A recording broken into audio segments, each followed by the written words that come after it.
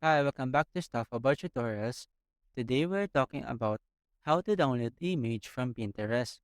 Maybe you found a great image on Pinterest that you want to save it on your device. So today I am going to show you how to download image from Pinterest.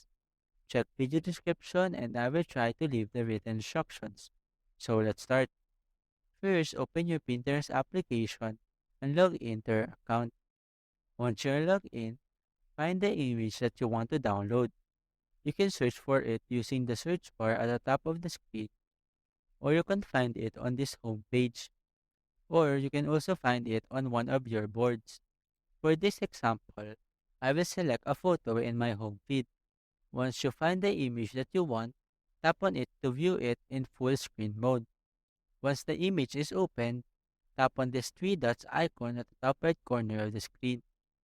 A drop-down menu will appear, and here, select this download image option. This will download the image to your device camera roll or photo gallery.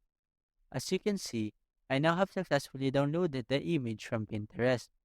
To check, go to your phone's gallery, and here, you can now see the image that I downloaded.